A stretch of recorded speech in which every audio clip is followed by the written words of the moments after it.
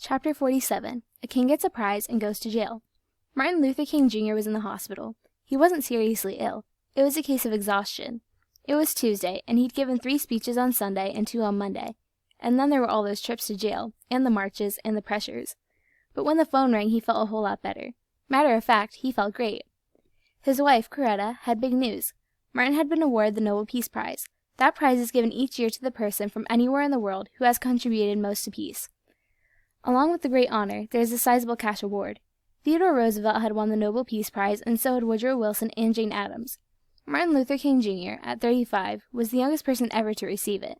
King gave his Nobel Prize money to the Civil Rights Movement. Some Americans were furious, and they wrote to the Nobel Committee in Sweden and told them so, but most Americans were proud. Newspaper columnist Ralph McGill, writing in the Atlanta Constitution, said Europeans understood King better than most Americans. They saw in him the American promise, with its message for the whole world. When King flew to Europe to receive the Peace Prize, Norwegian students sang, "We shall overcome." King realized that his message had become part of a universal language of freedom. King was soon back in the United States and in jail again. He was in Selma, Alabama, trying to help black citizens vote.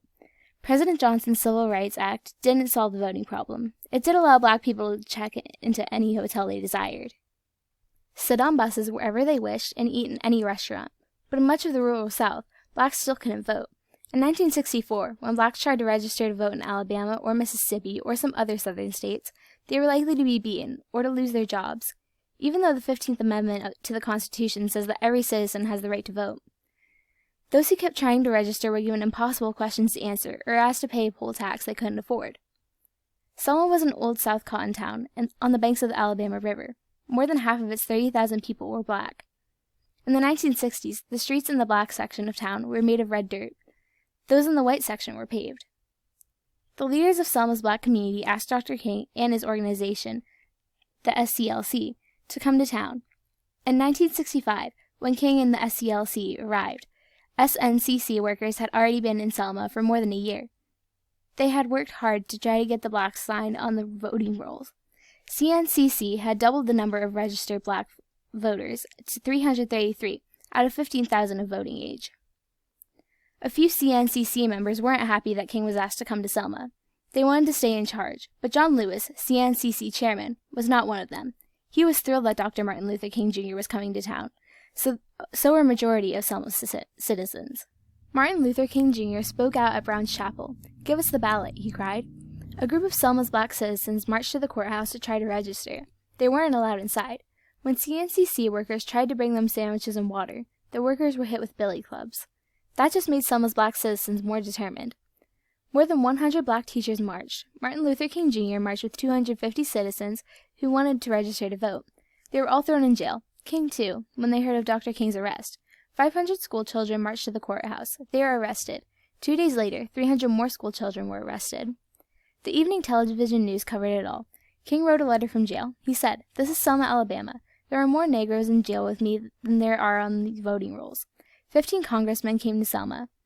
They announced that new legislation is going to be necessary. President Johnson held a press conference and said, "All Americans should be indignant when one American is denied the right to vote." Coretta Scott King went to the jail to visit her husband. She brought a message from Malcolm X, who was in Selma. Malcolm, a black leader who was electrifying urban audiences with hard facts and a spirit of militancy, had been invited to Selma by SCNCC's leaders. His ideas were different from King's. Malcolm had never recognized the power and force of nonviolent action, but Malcolm seemed to be heading in a new direction. He told Coretta, "I want Dr. King to know that I didn't come to Selma to make his job difficult." Then he added, "If the white people realize that the alternative is, perhaps they will be more willing to hear Dr. King." The alternative was violence.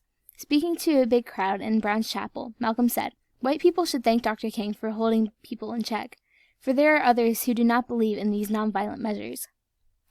Malcolm had broken with the black Muslims, who believed in the separation of blacks and whites. He'd gone to Mecca in Saudi Arabia, the center of the Muslim world, where he converted to Orthodox Islam. The experience moved him deeply. It caused him to change some of his ideas, especially ideas that called for hate and violence. He told a journalist about that change in himself. "The sickness and madness of those early days, I'm glad to be free of them. It is a time for martyrs now. and if I'm to be one, it will be in the cause of my brotherhood. That's the only thing that can save this country. I've learned it the hard way, but I've learned it.